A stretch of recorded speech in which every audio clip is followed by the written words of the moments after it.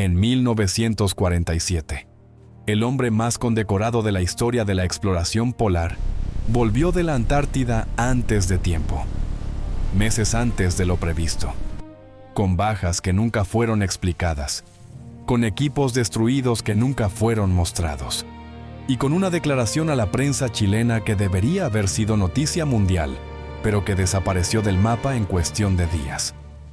El almirante Richard Byrd, el mismo hombre que sobrevoló el Polo Norte en 1926, el mismo que sobrevoló el Polo Sur en 1929, el mismo que pasó meses completamente solo en una cabaña enterrada en el hielo antártico a menos 60 grados en 1934. Ese hombre miró a los periodistas a los ojos y dijo algo que nadie esperaba escuchar de un militar de su rango. En caso de una nueva guerra, Estados Unidos podría ser atacado por aviones que vuelan a velocidades increíbles de polo a polo. Después de esa declaración, Byrd nunca volvió a hablar públicamente sobre lo que pasó en la Antártida. Fue sometido a un interrogatorio secreto en Washington. Los archivos fueron clasificados, y Estados Unidos no volvió a la Antártida durante casi una década. La operación se llamaba High Jump. Y lo que pasó durante esas 6 semanas en el hielo es una de las historias más perturbadoras y mejor silenciadas del siglo XX. Pero antes de contarte qué encontraron en el hielo, necesitas entender por qué mandaron a casi 5,000 hombres armados hasta los dientes a un continente donde supuestamente solo viven pingüinos. Porque la respuesta a esa pregunta empieza en un búnker alemán, 4 años antes, cuando la Segunda Guerra Mundial todavía no había terminado. El interés nazi por la Antártida. En el invierno de 1938, un año antes de que estallara la Segunda Guerra Mundial, Adolf Hitler envió una expedición secreta a la Antártida. No era una expedición científica, era una misión de reclamación territorial. El buque Schwabenland, un barco catapulta capaz de lanzar hidroaviones desde su cubierta, navegó hasta la costa oriental de la Antártida, con una misión muy específica: explorar, cartografiar y reclamar para Alemania una porción enorme del continente helado. Los pilotos alemanes volaron sobre miles de kilómetros cuadrados de territorio inexplorado. Desde los aviones, arrojaron banderines con la esvástica sobre el hielo cada pocos kilómetros, marcando el territorio como propiedad del Tercer Reich. Llamaron a esa región Neuschwabenland, Nueva Suabia. ¿Para qué quería Hitler un pedazo de la Antártida? La explicación oficial fue recursos naturales: aceite de ballena, minerales, rutas estratégicas. Pero había algo que no cuadraba. Alemania estaba a punto de invadir Polonia, de desatar la guerra más grande de la historia humana, y estaba gastando recursos en cartografiar un continente congelado al otro lado del mundo. Algunos historiadores señalan que los submarinos alemanes tipo U-Boot, los más avanzados del mundo en ese momento, hicieron múltiples viajes a la zona antártica durante la guerra. Los registros muestran actividad submarina alemana en el Atlántico Sur, que no correspondía con ninguna ruta de combate conocida. ¿A dónde iban esos submarinos? Y cuando la guerra terminó en 1945, pasó algo que casi nadie menciona en los libros de historia. 2 submarinos alemanes, el U-530 y el U-977, aparecieron en las costas de Argentina semanas después de la rendición de Alemania. Semanas. ¿Dónde habían estado durante todo ese tiempo? ¿Por qué no se rindieron inmediatamente como los demás? ¿De dónde venían? Los capitanes de ambos submarinos fueron interrogados extensamente por los aliados. Los registros de esos interrogatorios siguen siendo clasificados, y un año después de la rendición de Alemania, Estados Unidos organizó la mayor expedición militar a la Antártida de la historia, la Operación High Jump. El 2 de diciembre de 1946, el almirante Richard Byrd dio una conferencia de prensa antes de partir. Sus palabras exactas fueron: "Mi expedición es en esencia militar". Militar, no científica, no exploratoria, militar. Y cuando miras los números, ¿entiendes por qué eligió esa palabra?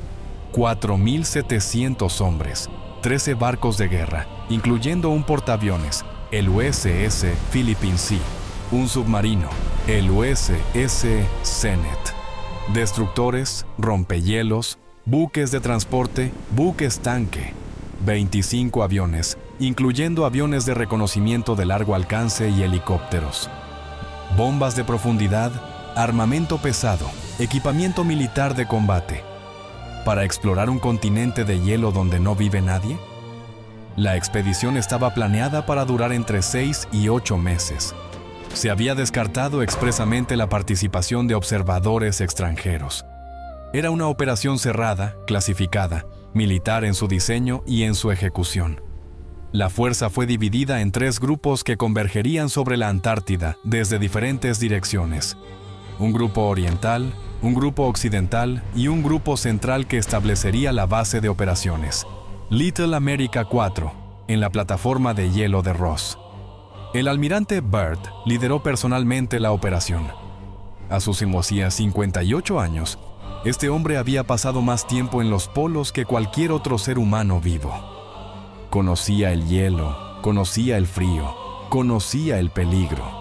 Y sin embargo, lo que estaba a punto de enfrentar en esta expedición era algo para lo que ni su experiencia ni su coraje lo habían preparado. Las primeras semanas. Los rompehielos abrieron paso a través del hielo más grueso que se había registrado en décadas. Los marineros noruegos que operaban en la zona informaron que las condiciones eran las peores en más de 40 años.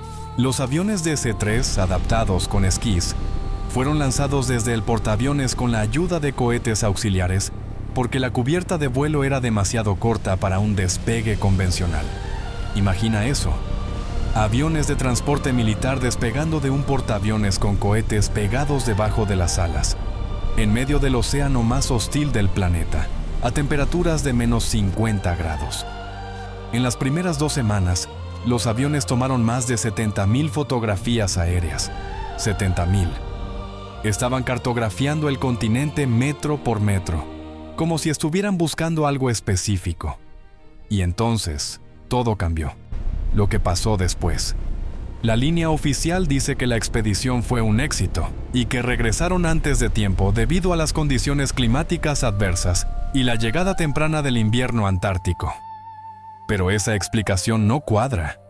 Byrd era el hombre que había sobrevivido solo durante meses en una cabaña a menos 60 grados en 1934. Conocía mejor que nadie en el mundo las condiciones antárticas. Había planificado la expedición para durar hasta 8 meses, lo que significa que ya había contemplado el invierno en sus cálculos.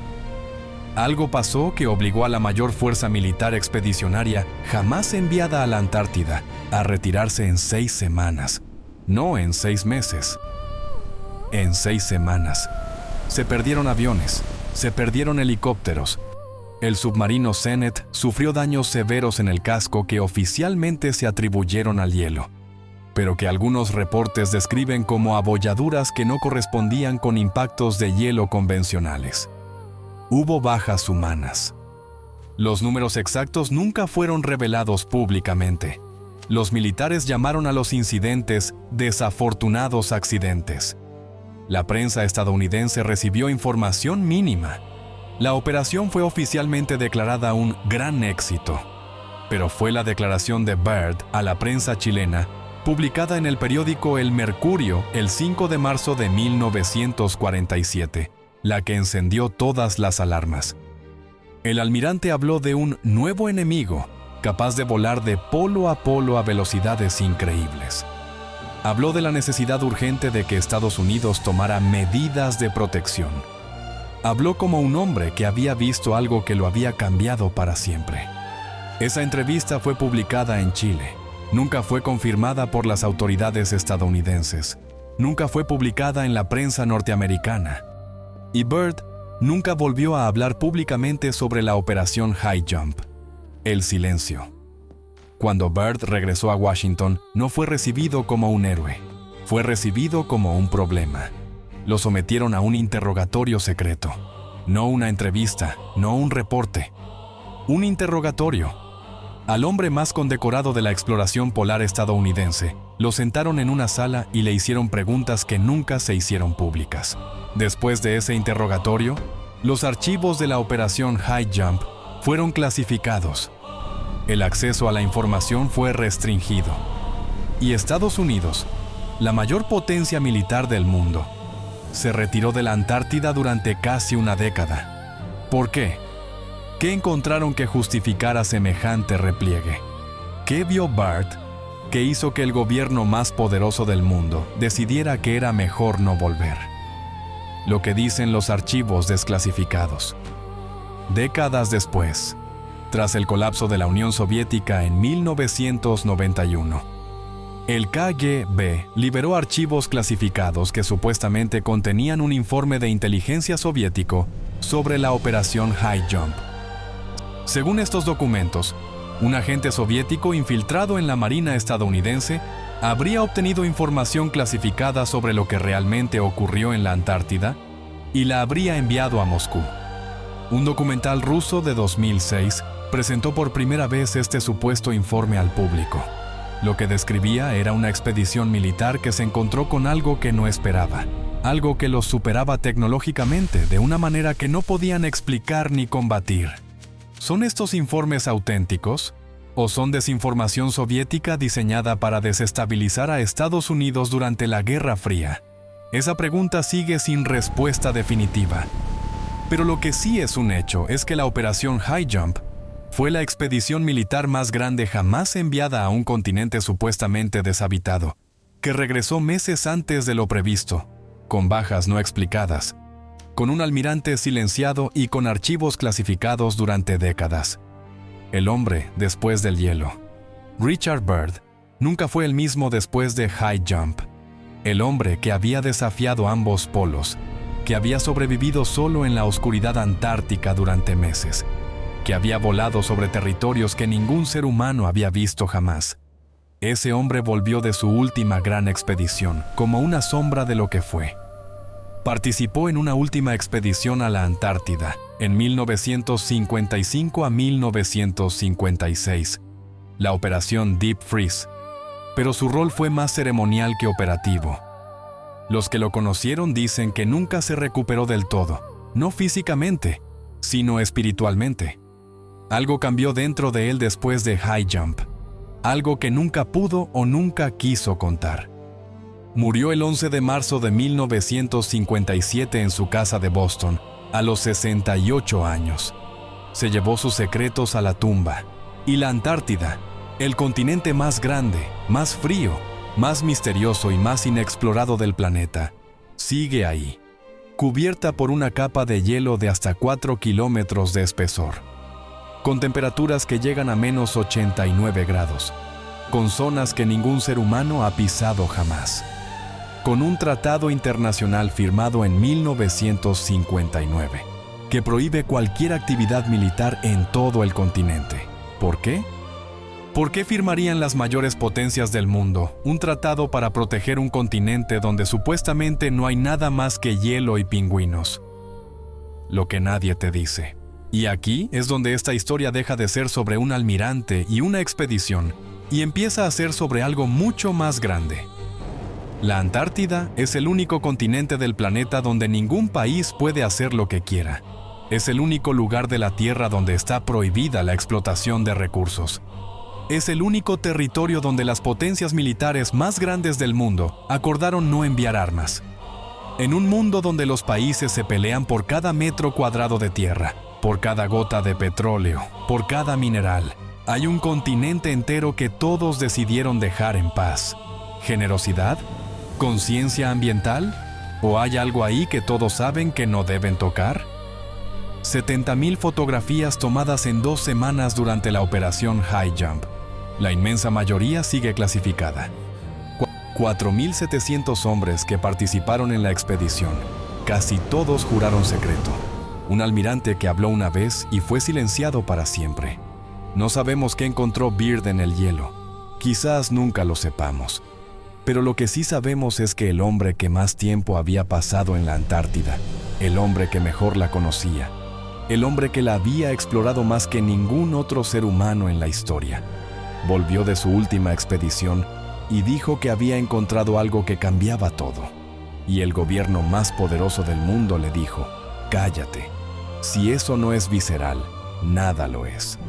La próxima vez que mires un mapa y veas ese continente blanco en la parte de abajo, recuerda que debajo de ese hielo hay montañas, valles, lagos y ríos que nadie ha visto. Y recuerda que hubo un hombre que fue a ver qué había ahí, y cuando volvió, le prohibieron contarlo. Si esta historia te dejó pensando, suscríbete y activa la campana, porque en el próximo video vamos a entrar en una historia igual de perturbadora, la isla más peligrosa del mundo, donde vive una tribu que lleva 60,000 años aislada y que mata a todo el que se acerca. El último hombre que intentó pisar esa isla fue acribillado a flechazos en 2018. Y lo que protegen ahí dentro es un misterio que nadie ha podido resolver. No te lo pierdas.